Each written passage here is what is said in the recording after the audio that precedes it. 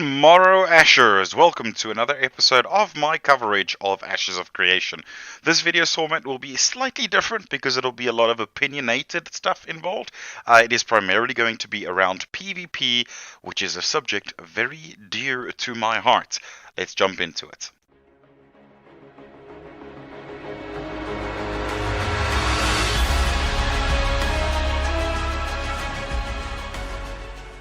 Alrighty then, here we are. So first of all, this is going to cover what PvP is available within Ashes of Creation, or will be, of course, since we're still at very early stages. What's worth noting is that I'm not going to go too deeply into the systems unless I have something to discuss around it. Yes, I'll be talking about the corruption system and all kinds of things like that, but primarily this is an opinion piece that is supposed to make you think about the actual PvP in the game and how they will be implemented. Hopefully the devs hear this and maybe take some of my opinions into account when creating the systems. I also want to mention just clearly that the footage that you'll be seeing on your screen right now is obviously not at all relevant to PvP in the game. I'm pretty much just filling it up with something to look at. It's just going to be some of the latest gameplay, primarily because obviously there is zero footage in regards to PvP that is anywhere close to 2020 at this stage. So bear with me. Intrepid plans to implement PvP in a way to make it integrated into the entire game as a whole. This is not a game where, like Guild Wars 2 or ESO, where PvP is a completely different entity and only uses the combat system and has no real relevance on the rest of the infrastructure in PvE, etc. But Ashes is completely different. We're looking at a game where you PvPing will matter for your PvE progression in many ways. There are quite the exhaustive list of types of PvP modes that will be present, and how many of these are actually going to be a fleshed out component or even make it into the actual end product is a little bit unclear, but I'll be going through them in a relatively quick fashion unless I have something to say. Starting off with probably the most integrated PvP in the game, castle and node sieges. This provides a means for groups of players to exert control over the world with both risk and reward involved. As the node system forces players to come in conflict or work together, you'll be incentivized to take control of regions, nodes, or castles to go and progress your own guild or family members or your friends even to gain taxes or additional effects or allow your node to grow in some form. While these two types, castles and normal nodes, significantly differ in their way they're actually going to be PvP'd and the end result after you've had a PvP encounter on them, they kind of serve as the same function within the world: conflict. The castles, for example, will not be able to be destroyed and have a fixed amount of castle nodes that are attached to them. 2 or 3, it looks to be 3 though, that are going to provide taxes to that castle. So this serves as a temporary buff to your income and your guild's strength within a zone. These castle nodes will also actually have a function where corruption, which I'll get into a little bit, which is the anti-griefing mechanic that the game will use for open world PvP, again, I'll get back to it, allows that to reduce on a faster rate so that you can PvP more within these areas without getting punished for it. They also allow bounty hunting of those specific players. So these are the natural PvP open world zones that there will be. That doesn't mean that there won't be open PvP in other zones, but I can see it being a hell of a lot more common within castles and their respective castle nodes. Rewards for taking a castle and keeping them are supposed to be very significant. I assume that the end result will be lootable, so you'd get a portion of the taxes collected throughout the odd month or however long the opposing guild ended up holding it, and they'll be able to also withdraw some of that resources before the seed actually continues and is lost or not lost, whatever the case may be. Node sieges, on the other hand, are designed to change the way the world progresses. So they're not fixed in any way, but by attacking a node, you could actually go and destroy it, allowing a different node, let's say you're an adjacent node, to progress further and actually go and absorb these smaller nodes into themselves. So node rewards are, or attacking a node, the rewards are a little bit more long term, in my opinion. I think that at the end of the day, castles will be a short term or even a long term defensive and reward structure if you manage to hold it, but nodes and attacking and defending provide you with long term benefits rather more so than the castle variation of them. Normal nodes also are upgradable from a defensive perspective. So as you grow throughout the stages of node development and their corresponding zones of influence, you can upgrade them with resources for an additional, let's say, trebuchet or extra towers or a thicker wall or whatever the case may be. These are supposed to be a high investment, so it's not necessary that you're just going to get them by default. But investing in the defense of your node could mean a lot of more long-term viability, whereas not investing into that and more short-term investment means more cash, more resources, more individual benefits to a player rather than the group inhabiting that area. These sieges are events on a large scale, and most players on a server will be well aware of a upcoming castle siege that's going to be happening.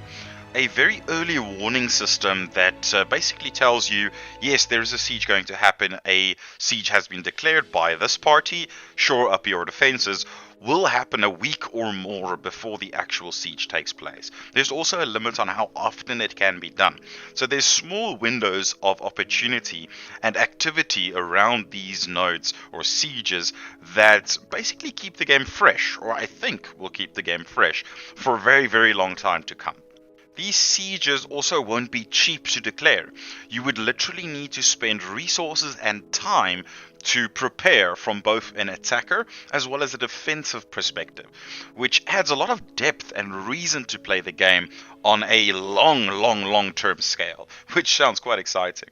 What's also quite incredible is that they actually are planning and have confirmed that this is what they're going to be able to do, at least hopefully, is a 200 versus 200 castle seed battle. So that's the scope of the kind of large-scale PvP we can expect. They're also hoping, and I'm very skeptical about this portion because it's hard as hell, to do a 500 versus 500 format, which is much larger.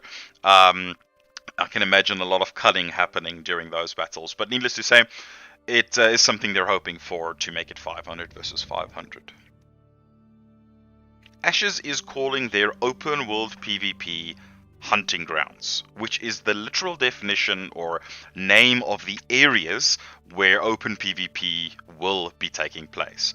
However, it's important to note that the open world PvP maps or areas will be pretty much across the entire world with a few notable exceptions. The goal of open world PvP seems to be that they want you, Ashes of Creation and Intrepid, wants you to protect your resources in an area by actually taking part in PvP. Think pelts, claws, ores, plants, resource nodes of all kinds are limited to a degree. Yes, they kind of respawn over time, but that doesn't mean it is not a limited supply. So this is the fuel for open world PvP and why you should be doing it. I want to go to this dungeon. Yes, dungeons are technically part of the open world and not instanced. You want to go and clear that dungeon. However, there's another group currently gearing up there and they're standing outside the entrance. You're going to have to fight them to have exclusive rights to that farming dungeon. And by that, once again, fuels the actual PvP in the game. Now for most, this is a little bit of a grey area, and not a lot of people enjoy open world PvP, mostly because people's tendency to grief. Now, that does mean that Ashes of Creation is introducing a player corruption system that serves as the way to stop griefing from happening. Whether this will actually work out is very much up for debate. There is very clear set rules to it at the moment, but I'm seeing a lot of holes and opportunities for exploitation within it. Let's go into how that actually works. If you are an open world PvPer or not, there are 3 states that applies to this system, that applies to players or characters themselves. I'm not sure if it's account wide or character specific. I'm assuming it is going to be account wide, but the 3 states are: green, you are a non-combatant, which means you are choosing in the open world not to open world PvP. However, you can still be attacked. So it's not like it's an opt-out system. Then, if you choose to combat in any form, so let's say someone attacks you, you choose to attack back, you are both marked purple as a combatant. Normal PvP ensues, and neither one of you, becomes corrupted in any form. So the griefing system does not necessarily apply to you. However, you now become a combatant in the terms of the system. If you are a combatant and you attack a green non-combatant, and that green non-combatant chooses not to fight you, that person won't lose any gear. The only thing that happens is he's going to end up respawning. But you, as a combatant killing a non-combatant, will gain a red corruption score, if I can put it like that. These levels and score are still very much unclear, but eventually this corruption will build up and actually make players lose combat stats if they do it too much. They will be fully loot enabled eventually. So let's say you are a fully red player, a fully red corrupt player, and a combatant or even a green player becomes a bounty hunter. Yes, you can do that. And he goes and hunts you down because your stats are lower, so it's easier to kill you, and he kills you. Guess what? Your loot is gone. So it's very important that this system is very well designed. I don't want to see new players joining the game level 5 getting ganked by people at level 40 or by level 40s and killed on repeat. It really has to be a system that is fun for both parties. And how they do that is very, very critical when open world PvP is concerned.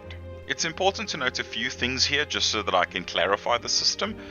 If anyone attacks a corrupt player, whether he's a combatant or a non-combatant, and that person is visibly corrupt, which you will be able to see both in appearance as well as, I assume, a status effect. That's not been confirmed though, so just don't take my word for it. The combatant or non-combatant's status in terms of open world PvP does not change. If you as a non-combatant attacked a corrupt player and kill him, you do not change to a combatant or a corruption in any form. Eventually there's going to be a stage where the corrupt players gets revealed to bounty hunters as well, depending on your level of corruption. So there's definite risk involved as a corrupt player. But there's also rewards involved. I'm assuming there will be loot for killing someone. I'm just not sure if it's their actual loot or just a generic amount of loot for taking part in the first place. Despite what I said earlier, there are some negative effects in general for dying in the game. So even if, say, a player kills you, a monster kills you, whatever kills you, there will be negative effects, which I think is a very important aspect in any MMO. Being able to just randomly port back at no cost to yourself or a minimal cost to yourself, it just breeds a bit of casual and terrible gameplay skill from the community as a whole. Guild Wars 2 is a bit example of that. So for a non-combatant, for example, you'd have experience debt. You can't de-level. Durability loss in gear or weapons of some kind, as well as a stat and skill dampening. But most importantly, your raw materials that you might have gathered during that time span when you died or had on you, you will lose some of that. For a combatant, however, these effects also happen, but to a lesser extent. Right now, the rate is half the non-combatant's rate.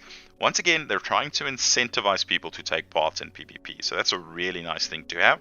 And then corrupt players can do or lose way more.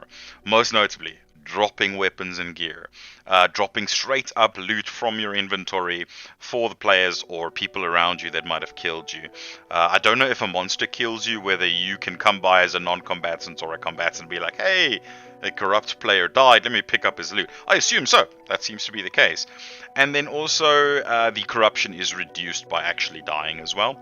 I'm hoping this isn't too much of a exploitable system. It is something that might be very exploitable. Just think of it this way. Player goes and griefs everyone. He kills 15 players an hour and gains a massive amount of corruption. Then starts dying on repeat, but quite close to a safe position or a really quiet area within the game where no one actually passes. He starts dying en masse and just keeps returning to that position to go and pick up his loot. So it is definitely going to have to take a lot of effort by Intrepid to make sure that the system is not in some way exploitable. So yeah, as you can see, they're really trying to integrate and give people a reason to actually PvP. Not just in the, world PvP social sort of section where you are massive battling, but also in the open world, protecting your resources, etc, etc.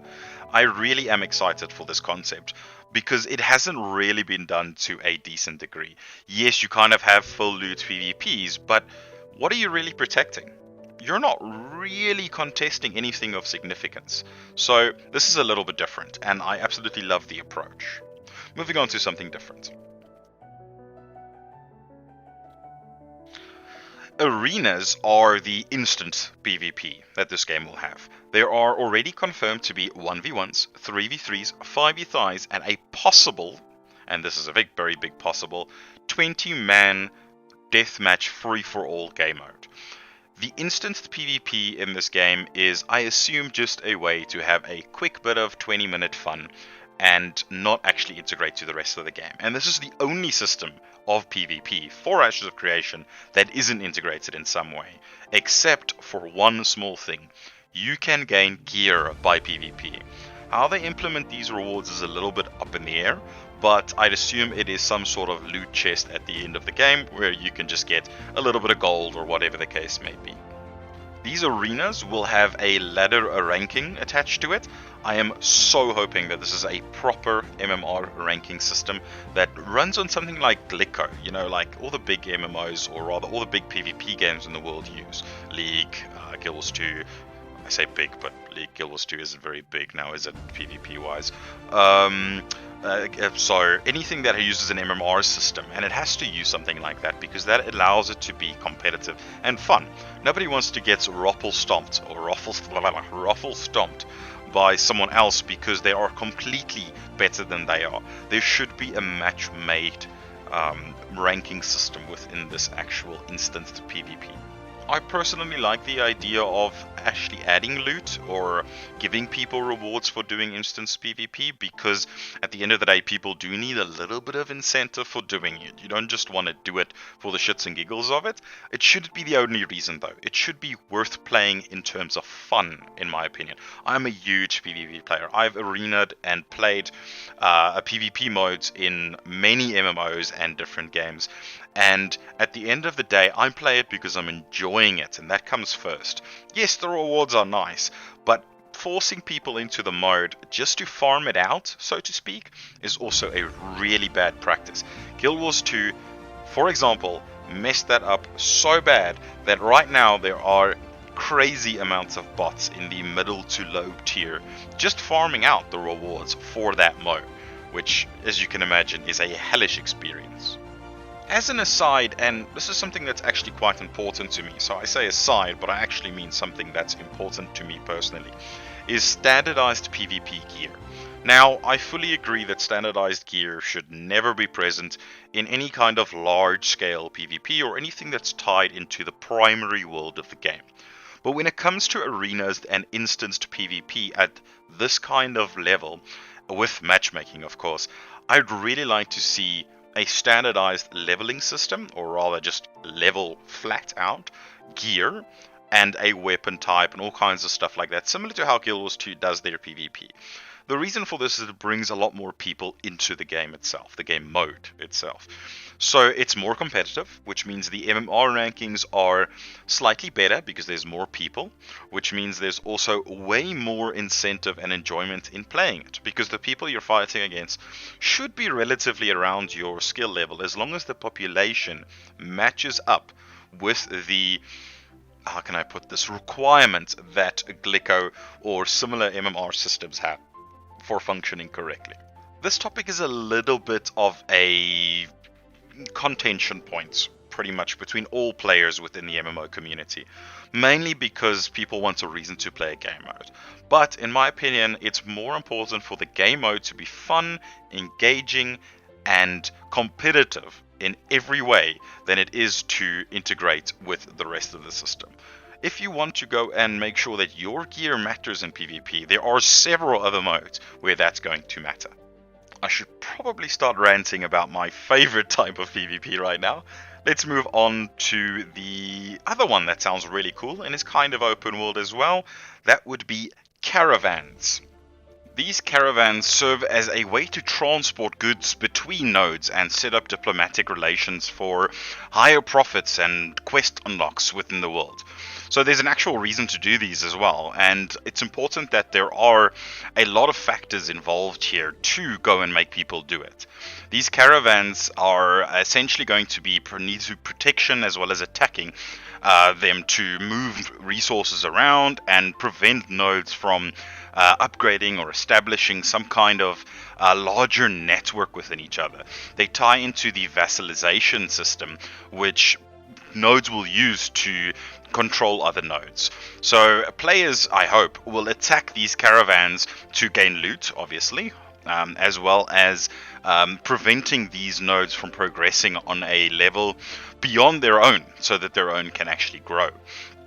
This system is completely separate, even though it happens in the open world, from the flagging system that is designed to prevent corruption. Prevent griefing. So you cannot get corrupted by taking part in a caravan event. And these are dynamic, so they're almost constantly going on between nodes. I think that personally this is a really good idea. I love the idea of being able to PvP in the open world with your real build without having to wait for the events that are castle sieges and node sieges, which happen very or less often. That, by the way, also doesn't apply corruption in any form. So without waiting for those, you can do caravans to take part and affect other nodes on a constant basis. So it's really, really cool that we're going to see something along these lines, which I honestly wouldn't have thought of ever myself, but Steven seems to be a creative genius. I don't know how he does it. But at the end of the day, I really like this idea. My favorite part about this is the fact that you might be able to actually build an economy around protecting and attacking caravans. You could potentially play players to either protect or attack the caravan respectively, and in such a way kind of influence how the world grows by simply going and spending your resources or gold on something like that. Let's say you're a vassal node and you really want to break free of the yoke that is your parent node. At the end of the day, you can go and pay someone and say, please attack these caravans. We would like to weaken our parent node. And I'm not sure how, but at the end of the day, break free from that parent node or have them attacked by your secret allies to reduce its level so your own node can take over as a result. Obviously, the caravans tying into that is a big thing, or should be a big thing, and I hope they pull that intricacy behind it. The last kind of major PvP mode would be Guild Wars. Now, yes, I rant a lot about Guild Wars as a game. It's what I'm currently playing, so my apologies for that. But this is obviously something completely different. Guild Wars in this game are intended to be a little bit more large-scale instanced PvP, or at least I think it is instanced. There is very little information around how this might work, but there's a few things that's clear right now. One, it'll have matchmaking involved. 2. Up to 20 players will be able to queue up together to combat each other. Once again, this doesn't seem to tie into the larger world itself, so that's why I'm saying it is probably going to be instanced. Similar to how Elder Scrolls does their Alliance Wars and Guild Wars 2 does their World versus World. These don't necessarily mean that you'll be able to decide your opponents and actually have a guild versus guild mode, so to speak. But you will be able to queue up as 20 and play together for a larger control of a map with objectives, etc. on the PvP kind of zone that will be separate from the main world. Personally, I think this mode doesn't have enough differentiation from arenas themselves, but I think it should be real guild versus guild. But because you can queue up in such a fashion, you might be able to actually go and have a lot of fun with this, because where else can you have a 20 versus 20 structured format for being able to PvP? So while I don't personally think that they should make this match made, I can commend the fact that they actually want the players to really clash guild versus guild wise in the open world rather than an instanced format. So the understanding that the world or large guild battles should be happening in the world is much better from a gameplay design perspective. Which finally brings me to the last pseudo PvP mode. So this isn't quite the kind of PvP you might expect. During the course of a gameplay session, a node or a few might be able to be attacked by monsters. These are kind of reminiscent of tower defense modes, where your defenses and stuff need to hold out against a bunch of monsters. How this ties into PvP might be a bit unclear right to you, but the idea is that players will be able to gain something called a monster coin. These monster coins allows players to change into one of these monsters and take part in these attacking events. So these monster coins, I assume, will drop throughout the world when killing specific monsters, and that allows them to obviously take part. I like this idea. It's a way to attack a parent node or a way to take part in PvP that isn't an outright war declaration, if that makes sense.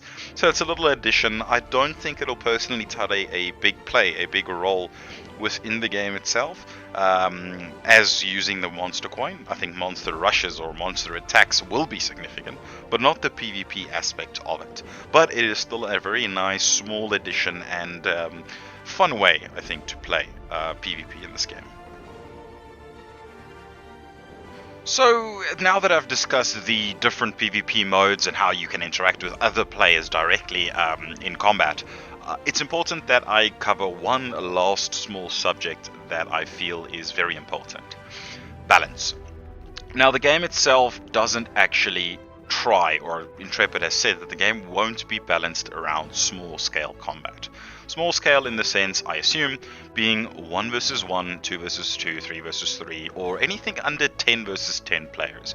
I'd assume the balance is going to work about anything above 10 versus 10 players, and that's where it's going to matter.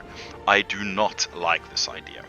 Personally, I think that since PvP is very much integrated with the rest of the game, there should be balance around a 1v1, 2v2, 3v3, etc.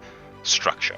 How this is done from a skill to skill basis is obviously going to be a nightmare, considering that so much of the game is large scale, like the castle sieges, like the caravans, like the everything else. It must be important, or it must be possible to do that kind of balancing. Heck, can you just imagine a rogue coming up to you and absolutely nuking you because his damage is balanced around being able to zip between combat or zip between a lot of people in combat and deal to a lot of players at the same time? Or a mage, that's probably more appropriate. You drop a meteor from the sky, and as the meteor lands, it does a certain amount of damage in that area. But because it is balanced around hitting 10 players, it's going to absolutely obliterate a single player.